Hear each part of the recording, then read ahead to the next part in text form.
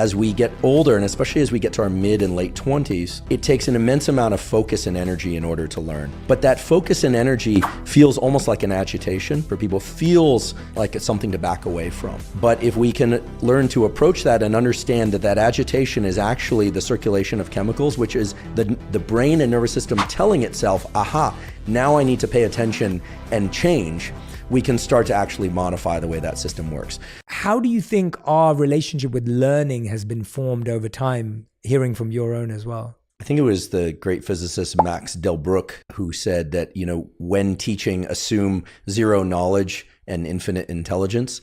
I try and keep that in mind. I think that we are all innate learners by virtue of the fact that this nervous system, as it's called, is really a map of our experience. The nervous system is there essentially to educate itself so that it can operate better in a given environment. And once one understands that, you start to realize that the forms of learning are many. Anytime you're teaching or learning, is you're trying to find a universal algorithm of how the brain works. And what I mean by that is that, all these nerve cells, they only can communicate through chemicals and electricity. It's really just meat in there, believe it or not. But there are algorithms that are universal. So whether or not one learns better verbally or visually, or whether one has a propensity for math or for verbal subjects, what is true for all of us is that the brain is there always asking questions and trying to make predictions about its environment. And I think what happens is when we're children, we are learning passively all the time. As we get older, and especially as we get to our mid and late 20s, it takes an immense amount of focus and energy in order to learn. But of course, the nervous system can still shape itself well into adulthood, almost certainly for the entire lifespan. But that focus and energy feels almost like an agitation. And I think that as children, we don't necessarily experience that agitation because for better or for worse, we can experience and change passively. Neuroplasticity just happens by way of pure experience.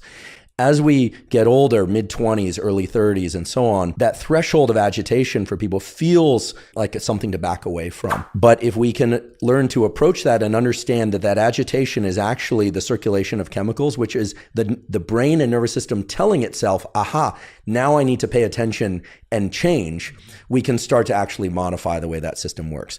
So that's a bit of a convoluted answer to your question, but I think that at the heart of our nervous system is this ability, these algorithms by which it can change themselves. And it's on all of us to understand that that bit of agitation and discomfort need not be interpreted as discomfort. That's the edge where learning is beginning. How can someone start thinking about how they should approach learning? Terrific question. And fortunately, nowadays, we can look to studies done in humans that define some very key principles.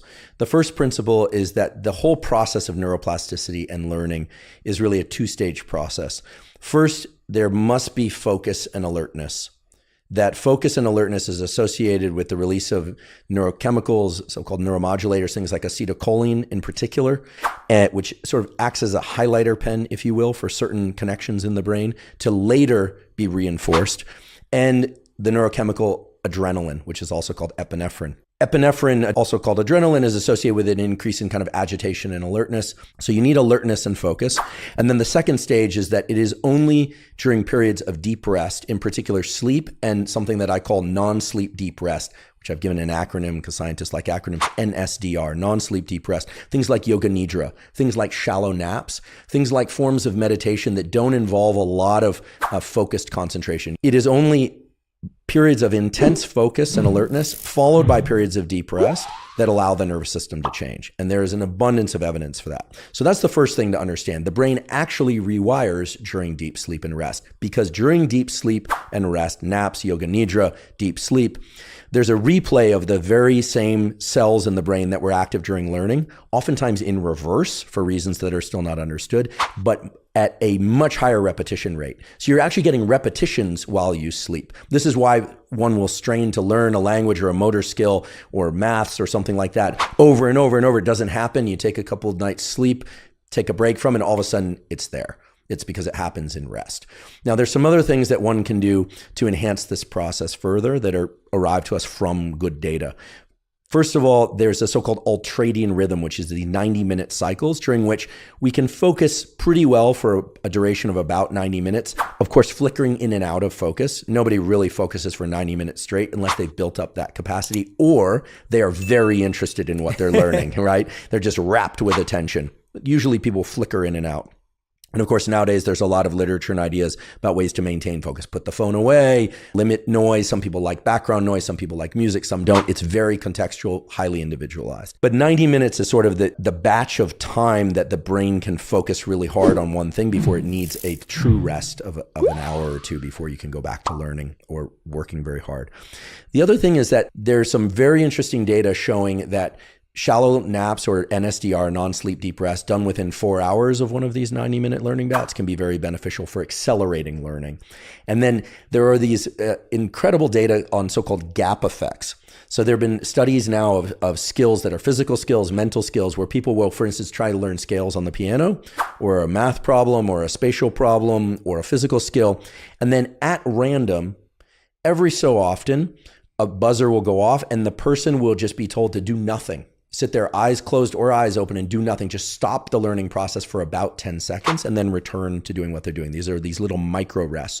It turns out that during those micro rests, the hippocampus, a brain area, as you know, that's associated with learning and memory, and the neocortex, also associated with learning and memory, undergoes replay of the thing that the individual is trying to learn at 20 times the speed, also in reverse, just as in sleep. And that can lead, and has been shown to lead, to accelerations in learning. So whether or not you're a child or an adult, every so often when trying to learn something, just pause for 10 seconds or so. Do your best to just clear your mind. Of course, it's very hard to clear the mind, and then go back to the learning task, as it were.